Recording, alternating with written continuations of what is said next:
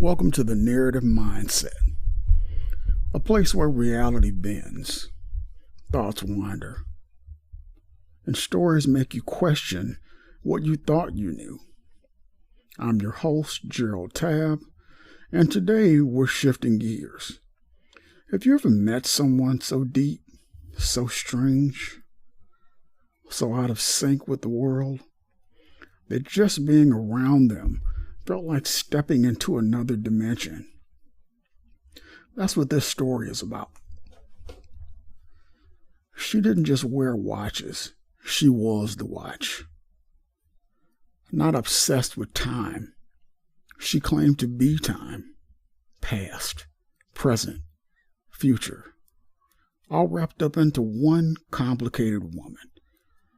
So buckle in, because this is I dated a woman who thought she was time itself. And it's about to get weird. The first time I met Circa, she corrected my watch. We were in a coffee shop, the kind that smelled of roasted beans and pretense. I was running a comfortable 5 minutes late, as I usually did. She was already seated, fingers tapping on the table in a rhythm that didn't feel impatient, more like a drummer counting something complex. You're exactly 4 minutes and 37 minutes behind. I laughed, pulled out my phone. Close enough for government work. Her head tilted slowly. She looked up. Her eyes were in this strange shade of deep-sea ice. For government work, perhaps, but not for mine. That was Circa. From the beginning, she wasn't just aware of time. She felt it, measured it, embodied it.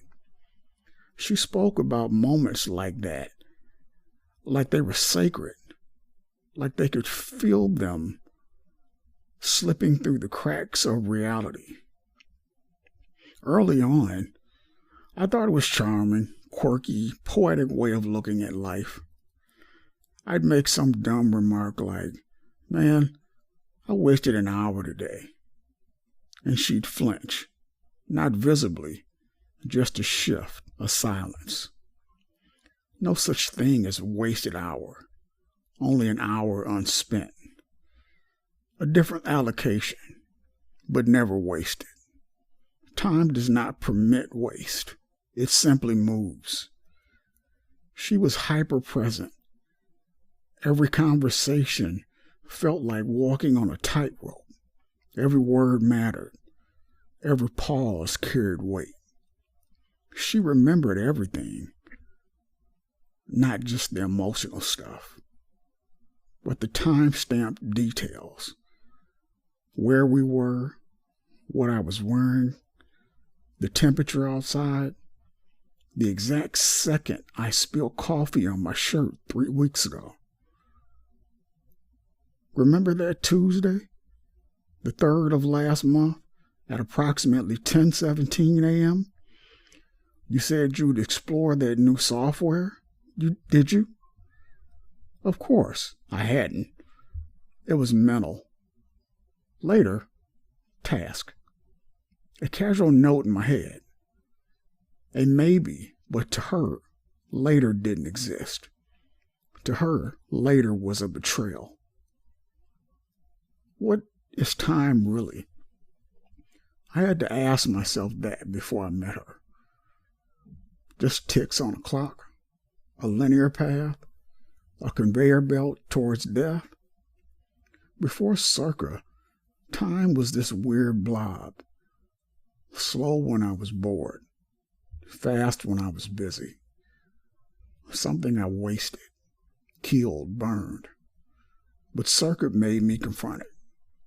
You hesitate.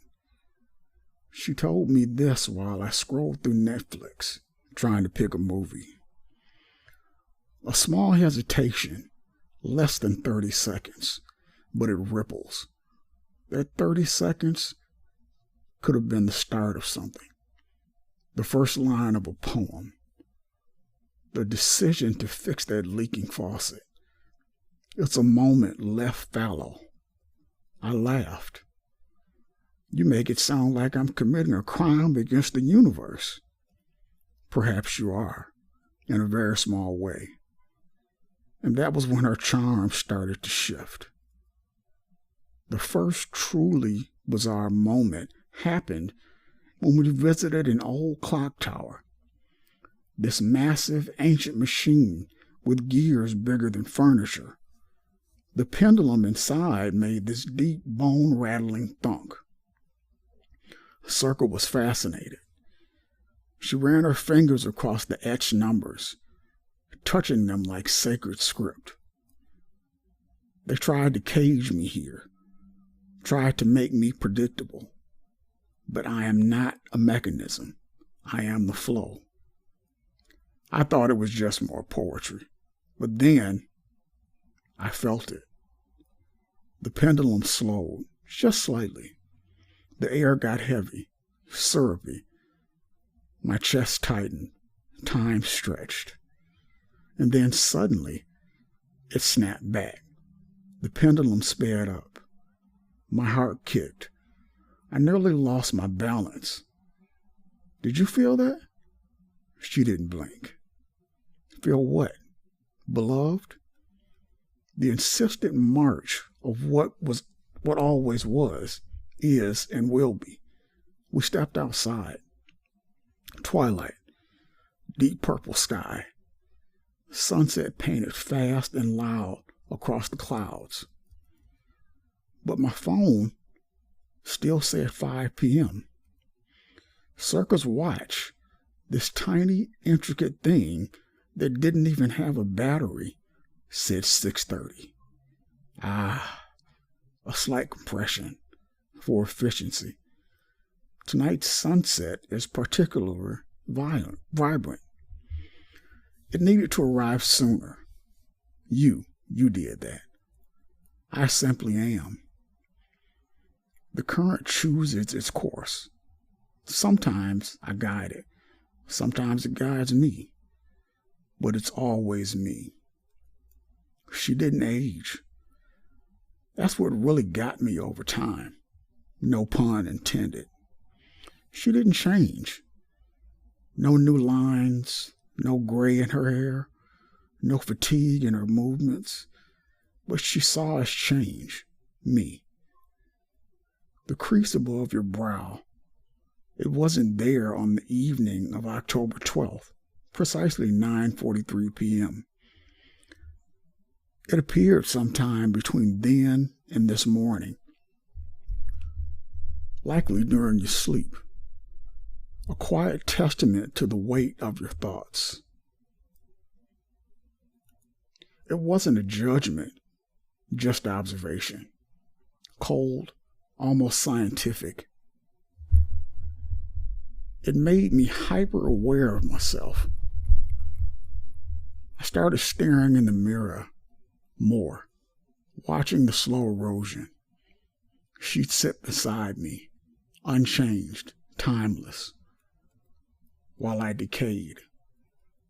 She told me about my grandmother, said she would die, said the exact time, said it would be peaceful, said it was optimized, and she was right. I called her after, but she didn't answer. Control, that's what it was. She didn't just live in time. She tried to control it, direct it, bend it towards what she thought was optimal. At first, I thought she was good at planning, uncanny at predicting things. But then came the night with my work presentation. I was stuck, tired, frustrated. She walked in, placed her hand on my shoulders. You're struggling. The words aren't forming. My brain is just fried. I'm hitting the wall. Then I felt it, warmth, spreading through my scalp. Suddenly, the storm of thoughts calmed, words flowed. I finished the whole thing, fast, polished. It was like watching myself write in real time. How do you do that? I nudged the current, allowed your thoughts to flow unimpeded. Why waste moments in unproductive frustration when clarity can be granted? Why waste moments? I started to see it. She wasn't just trying to be a guide. She was exhausted. She saw all of it, all the possibilities, all the missed chances, all the wasted seconds, the decay. And she tried, really tried to fix it, to smooth it. But what kind of knowing, the kind of burden it has to cost?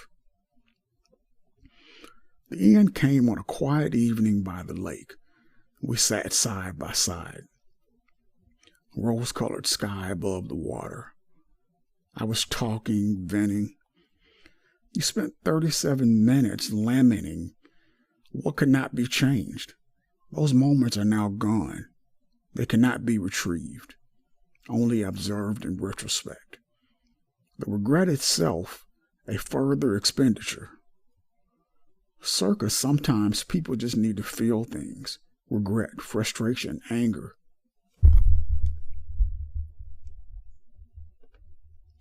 We can't just be perfectly optimized machines. She stared at the lake. Her voice was soft. But why not? Why choose the less efficient, the more painful path? I see the outcomes. I know the optimal trajectory.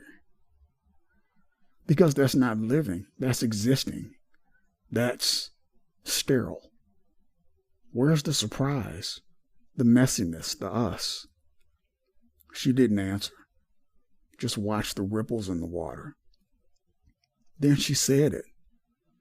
Perhaps that is why I'm so tired. And then it happened. Her form blurred, like heat rising from asphalt. Her edges shimmered. I reached out. My fingers touched mist. Circa? She looked at me, sadness filling those crystal clear eyes. You spoke of wasting time. I have wasted centuries, millennia, trying to make mortals understand, trying to impose order on chaos they cherish. The burden. It's too great. Her voice faded. Her face faded. The sunset behind her fast-forwarded. Cold air. Then warm. Then still. And she was gone. No goodbye. Just absence.